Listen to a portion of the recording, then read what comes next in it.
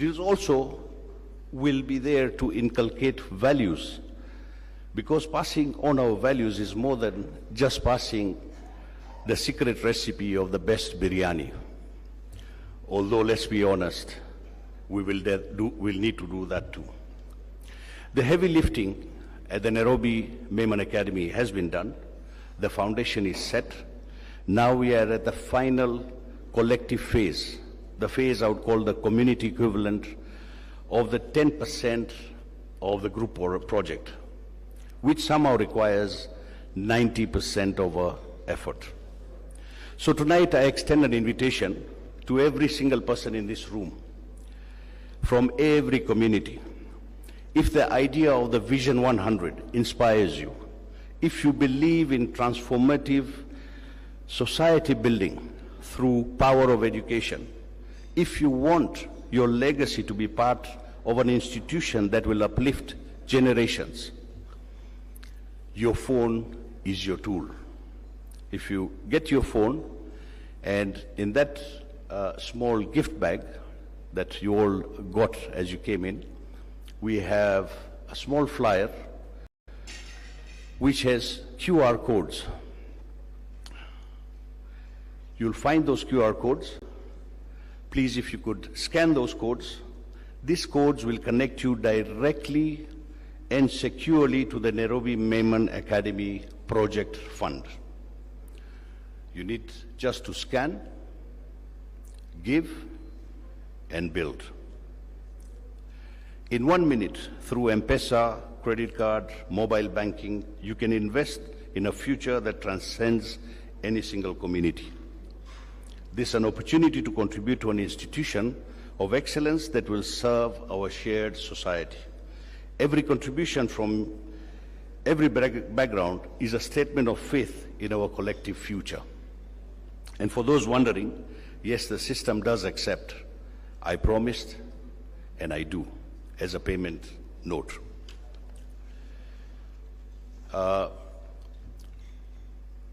Abdurrahim, can we project C on the dashboard if the numbers? Right.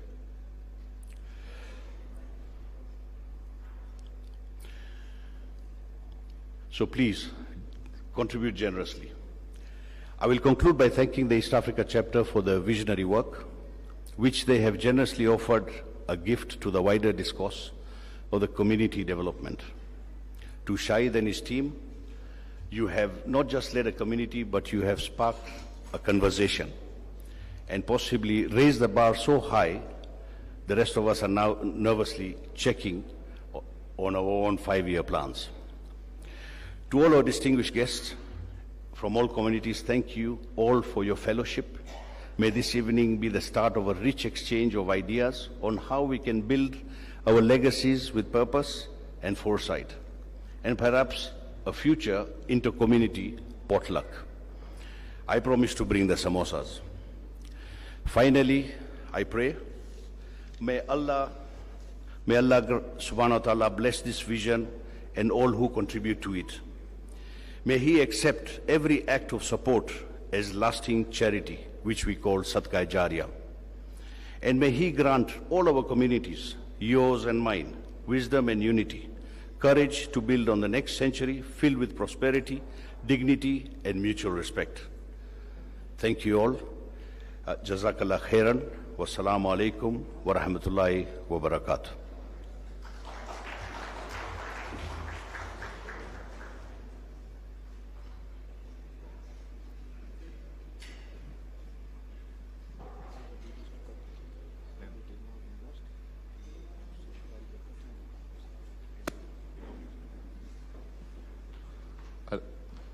Thank you, Brother Shamir. Now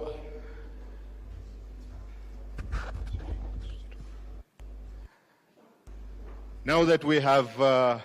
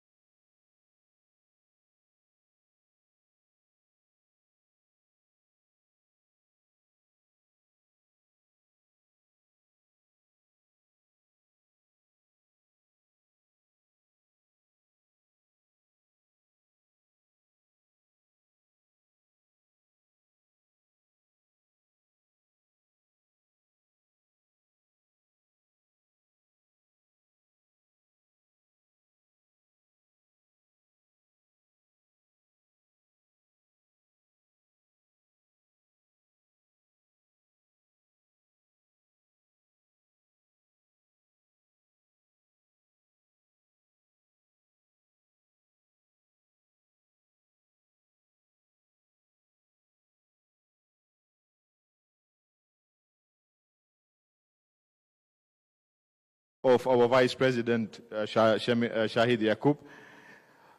With this, we now officially launch the Vision 100.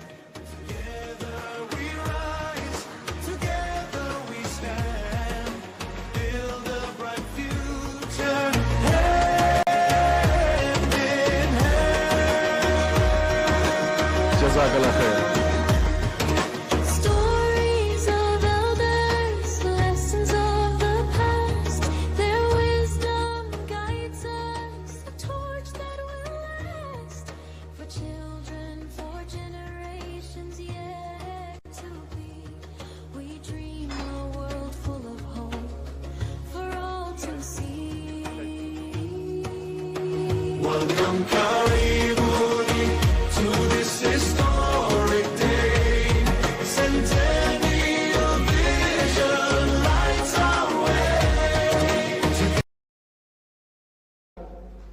way. Community leaders, members of parliament, my two colleagues who I have worked with many years, Your Excellency, if you allow me, Honorable Abdul Dawood of Imenti North, and our ranking member of parliament for Kisumu West. Am I right?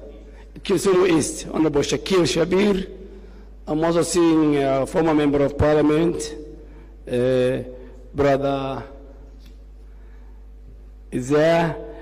Community elders, scholars, business community, distinguished members of the Memon community, ladies and gentlemen, Assalamu alaikum wa rahmatullahi wa barakatuh. First, I'll be very brief, and I'll limit myself to the health pillar, because I am paid to speak on health, so I don't want to speak on the other pillars. The Prime Cabinet Secretary, our leader, will do that. But I want to thank the leadership of IMO East Africa under the stewardship of Brother Shahid Yaqub for convening this forward-looking Vision 100 dialogue. And I want to acknowledge the long and the distinguished role of the Memon community in Kenya's history, your contribution to healthcare, to enterprise, to philanthropy, to social cohesion, are deeply woven into our country's progressive history. We are stronger together because of your organized, value-driven community. And this gathering is timely, is thoughtful, and it is purposeful. It speaks not only to the ambition, but to a very focused leadership and responsibility. Ladies and gentlemen, our Prime Cabinet Secretary, let me begin with a very simple but fundamental truth, that health is the foundation of all our development. Without health, education outcomes will decline, because sick children cannot learn. Productivity collapses because unhealthy adults cannot go to work.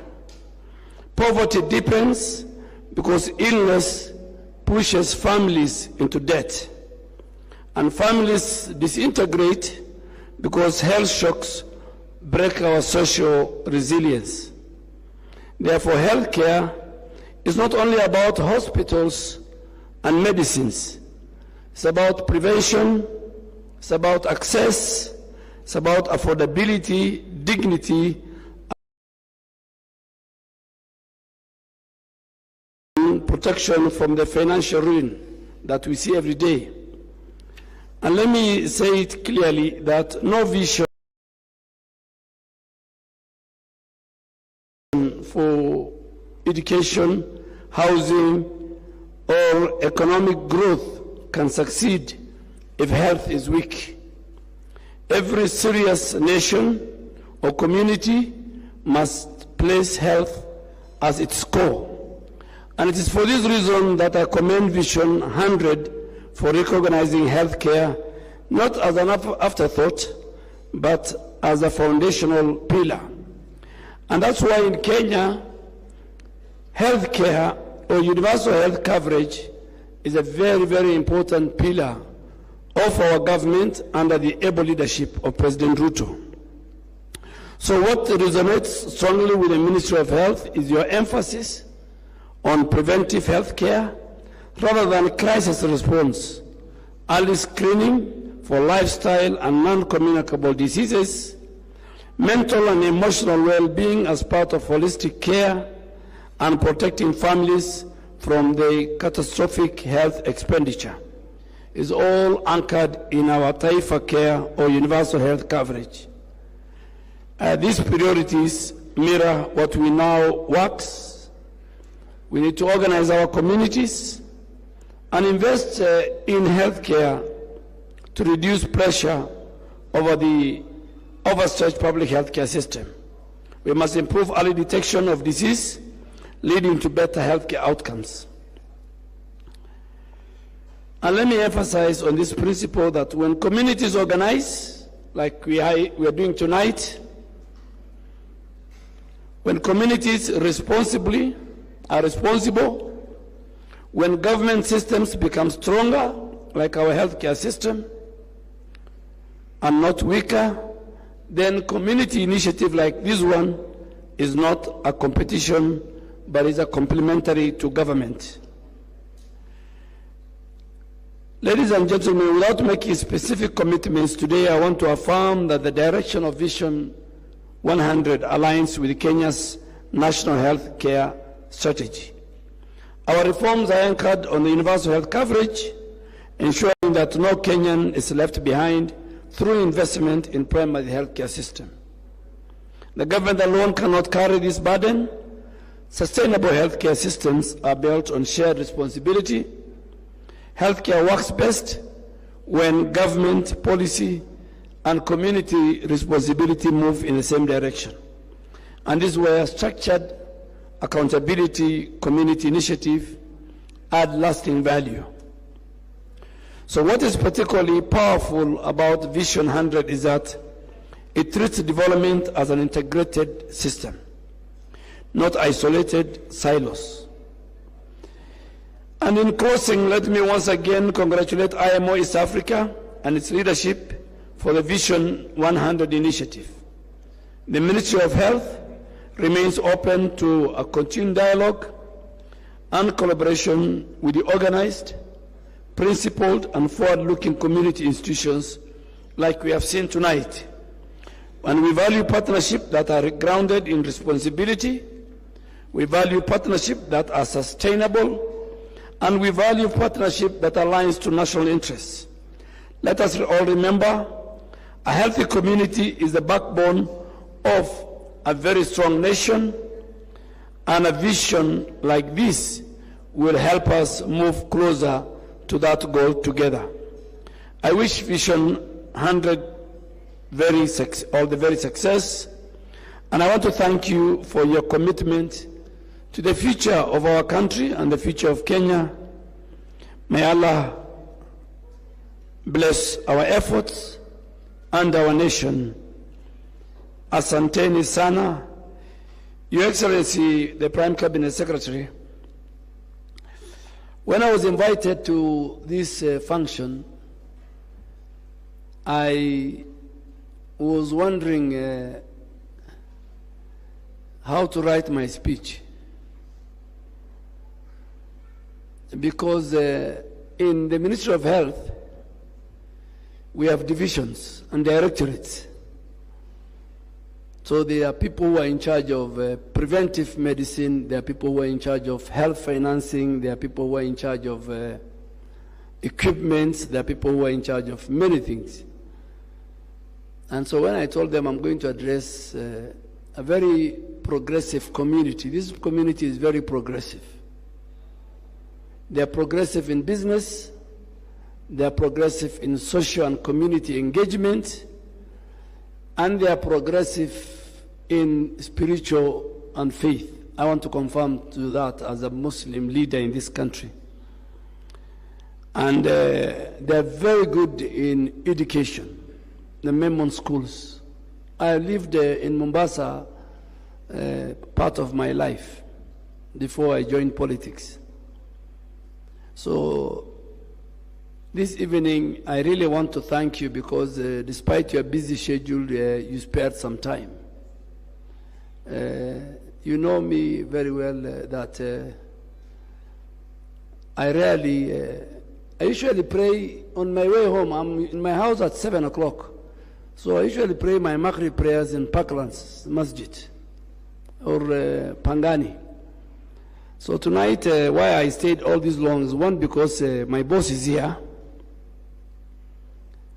So I didn't wanted to go into problems.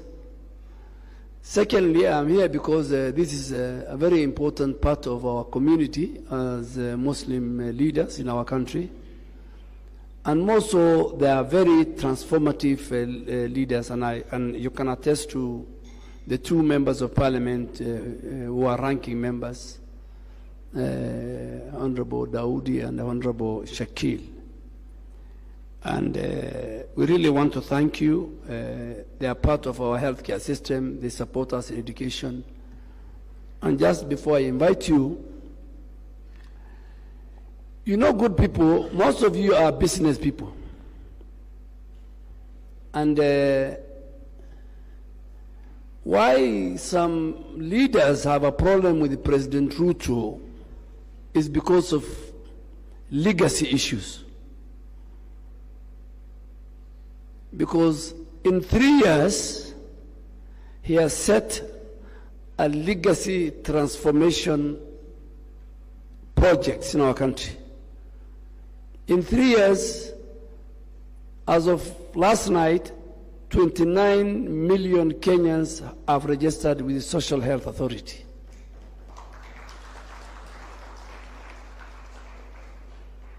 As of today, every city and every town in Kenya, we have got high-rise buildings, affordable housing. Because health care and housing is a constitutional imperative that the dignity of the citizens must be restored. So today, and members of parliament will agree with me, and you will agree with me, Honorable Cabinet Prime Cabinet Secretary, that Kenyans who are living in a room of 10 by 10 without water, without electricity, without proper sanitation, are today going to live in 2-3 bedroom houses with water, with electricity, with schools, with a playground, with a health facility. Today, for the first time in 30 years, we are building the biggest stadium, Talanta. It's ready. Today, if you go, please, when you go to the coast, just fly and see the kind of food security, the 2 million acres food security agriculture which is taking place. Today, our education model has changed. So there are leaders who are wondering how this president and vision can get the legacy in 3 years that they could not do it in 10 years, in 20 years, in 30 years. And the perception of our country is changing. I was talking to our members of parliament. Today our economy is changing. We were the first country to sign the health agreement with the US government in State Department. The first country. Today, a Kenyan can walk to Aga Khan Hospital and undergo a kidney transplant fully paid by the Social Health Authority without incurring a single extra shilling. And that Kenyan, he doesn't need to be the rich. Any Kenyan, ordinary, among the 29 million. Today, the most important dialysis patients who go under dialysis twice a week, they just need to walk to any level 6 hospital, both private, public, and government and Shah will pay for it. Today, more than 90% of our mothers are delivering in healthcare facilities because they go and the maternity and the cesarean and normal delivery are paid for. And finally, good people, my colleagues, ministers of health in Africa, are calling me every day, telling me we want to come and learn how Kenya has implemented the universal health coverage. So there's good thing going on, and that is why tonight myself and my boss, we have come here because we have seen a community that has a vision just like the President Ruto has a vision and his government. This is how the vision of our administration is anchored.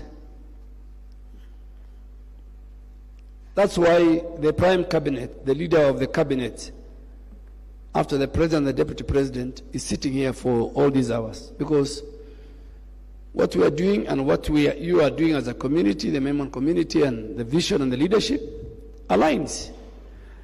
With those many, many remarks, now it's my duty and pleasure to invite my boss, my senior, the Prime Cabinet Secretary, the Honorable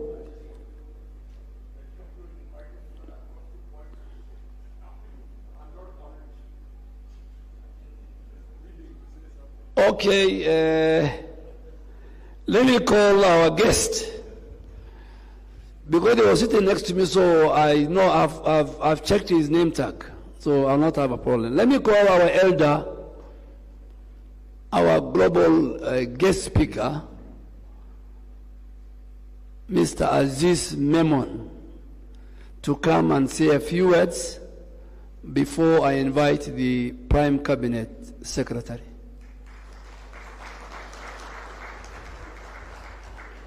May God bless him. We always pray for our elders. Thank you. It reminds me of my dad. Thank you. Thank you. Thank you. Thank you. And thank you, the Chief Cabinet, or I can call you the Prime Minister. May I call you a Prime Minister? Okay, secretaries, ministers, dignitaries, I'm thankful to you, sir, for allowing me to speak, because I just have few points. I don't have any 20-minute video or anything to share. I just want to congratulate Shamir Yaqub and Shahid Yaqub for doing a great work, and they need a big round of applause. Yeah, very good, okay. I have my wife, Professor Samina, with me here. And she is, yeah, please give her a round of applause here. She is the advisor to Memon Medical Institute, who are making a university in Karachi with a budget of $30 million. So, you know, you can also take advantage. Sitting next to her is my gracious host, Geeta Manik, who has been trustee of Rotary Foundation. And when you are making a foundation, yesterday I arranged a meeting of hers with Shamir. She would be a great advice. Geeta, please stand and be recognized.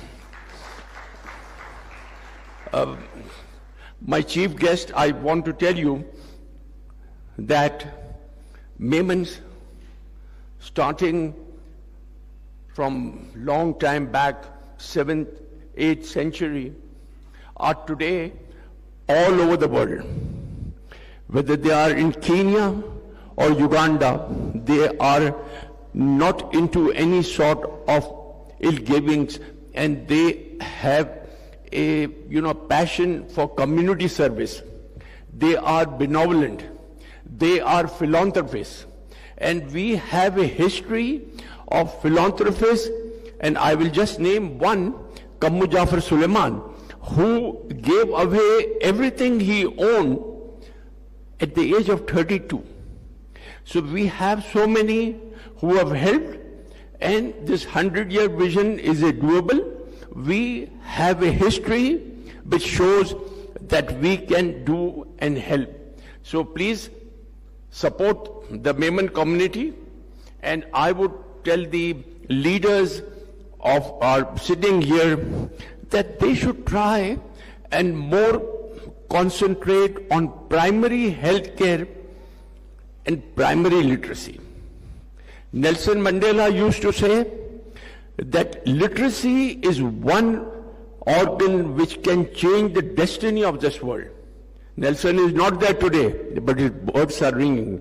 So I just want to thank you, and I want to appreciate the host. I have come a long way on their invitation here, and will come again.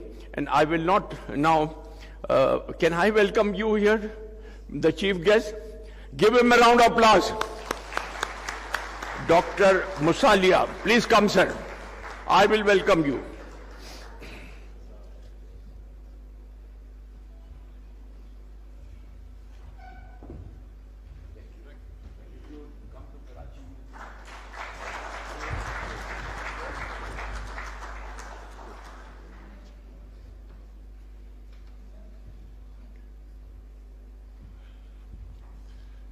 Thank you, our chief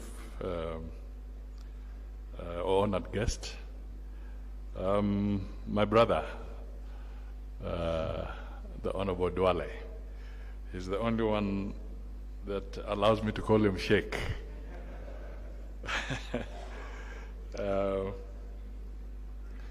Shahid Yaqub, Shamir Yaqub, and your dear families who are also present here. My good friends from the political landscape, I will not repeat your names, but I know you are here. Members of the Memon International Organization, good evening. Hamjambo. Asante sana. I will be very brief. First, to say that this is the first interaction I'm having formally with the IMO. I've never had it before. I may have interacted with some of you individually under different circumstances, but not within this umbrella body. So thank you for allowing me to know that there is indeed an IMO. So for a moment I started asking myself a couple of things, and I'll tell you why I was curious that I must come and understand. One, IMO. So I said, is this the International Maritime Organization?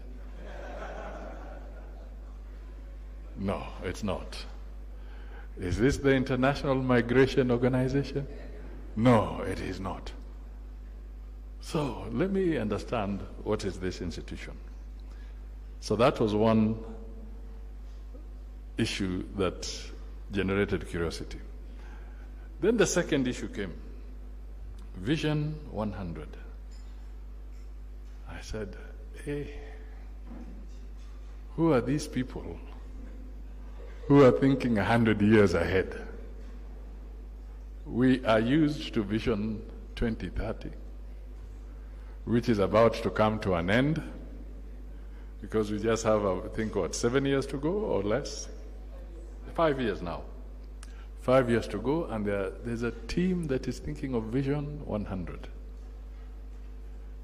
Then I said, could it be an error? Because we also want to start again, to start thinking beyond Vision 2030. And the debate is it going to be Vision 2060?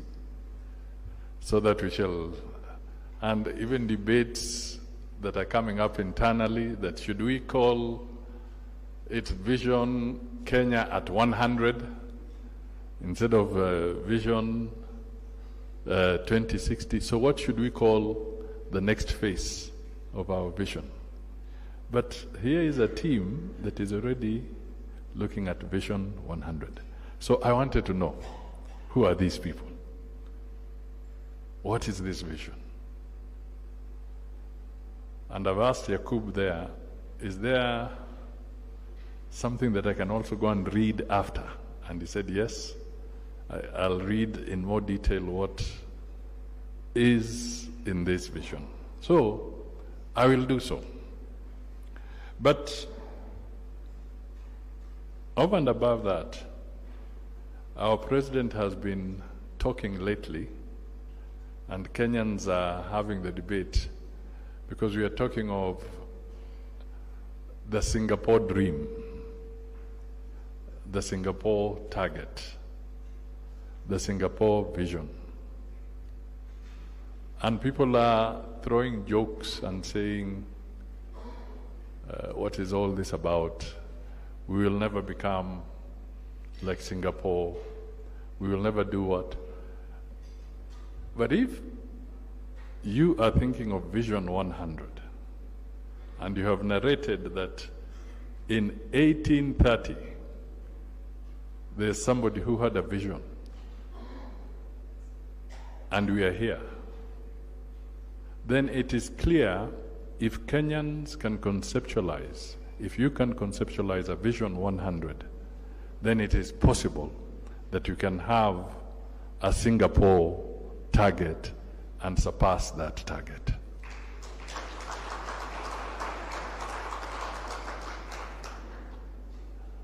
And if I may just take an extra minute to say something about Singapore, because my brother, when I was at the Treasury, we also had interaction with Singapore. And this was how we can make the port of Mombasa more efficient, make it a world-class port. And the government of Kenya then said that it is important for you to benchmark with the best. And one of the best operators logistically, globally, is the ports of Singapore. So I was leading a delegation to go and bring interaction with the port of Singapore. But believe you me, the people who are criticizing today about the vision of Singapore actually existed even at that time. Because there was war. That why is Kenya talking to Singaporeans to improve their port? We were supposed to even sign an MOU so that the Kenyan port of Mombasa can work with the port of Singapore on a strategy of modernization, improvement, and efficiency. Believe it or not, Kenyans chased away the Singaporeans.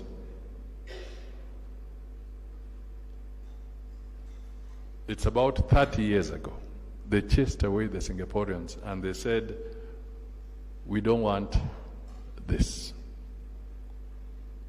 Here we are again, over 30 years later, still saying, you don't want to work and benchmark with better standards. I am glad in this room I am addressing a community that has a different alternative, that is talking about Vision 100, a vision beyond Singapore. So we have to work towards it. We have to get together. We have to pull in ideas. We have to dream. And then we have to figure out how to make those dreams a reality. And to do that, we have to plan. I confess I've not read the detailed vision because we'll look at it in... But one thing that, and maybe this will be my last remark and then I can step off the podium. The one thing that we have to contend with a new variable, a variable that cuts across all these 8 pillars here. And maybe you have addressed it in the detailed report or somehow. But the new variable is technology, artificial intelligence.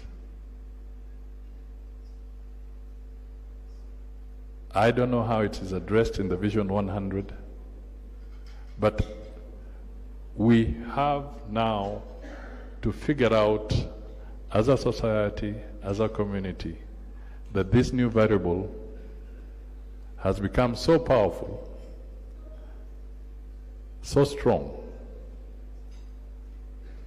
and we must always find out how its thread can be put through all these 8 pillars in a meaningful and purposeful way so that it can actually help us become better as humanity.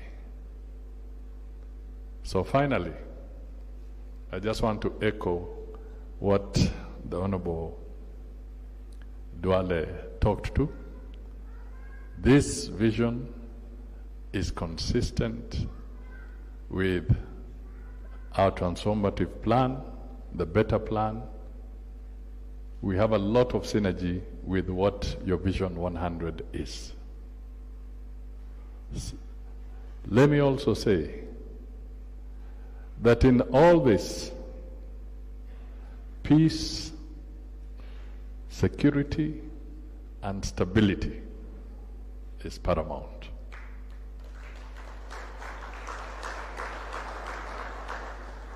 It is paramount. We have all woken up to a new year, and we are seeing extremely volatile situations globally. Very, very volatile. The global order, the world order, the principles of the rule of law, they are being dismantled from virtually every corner.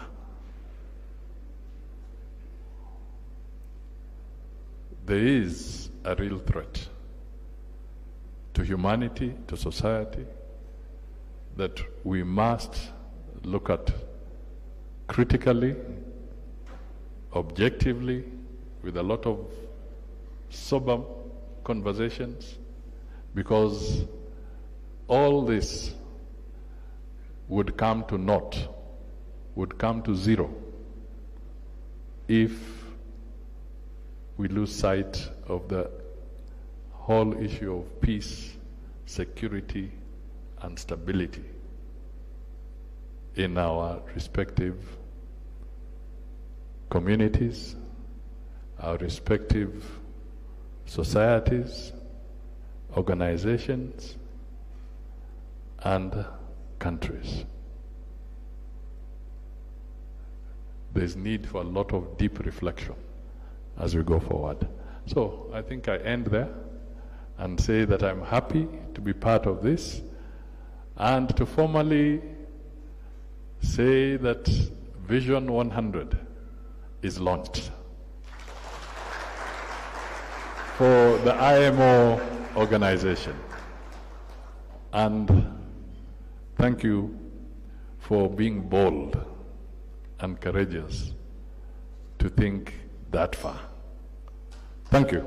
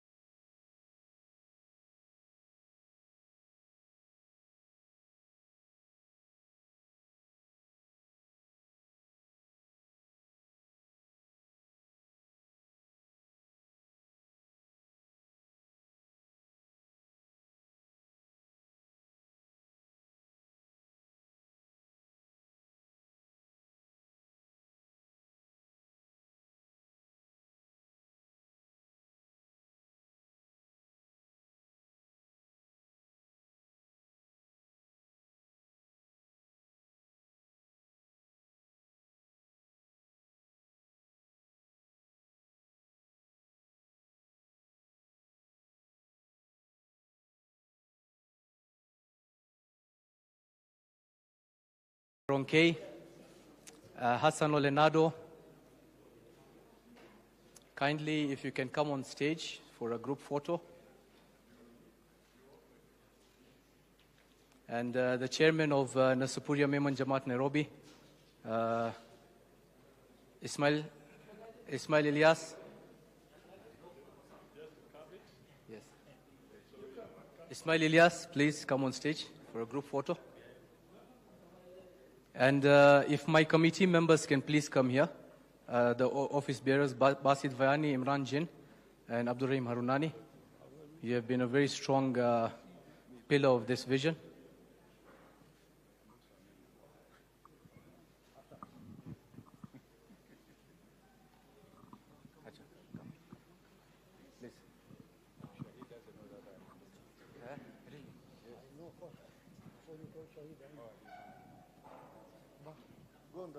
So, Mheshimiwa, maybe you can now officially relaunch it again with some fireworks. All right.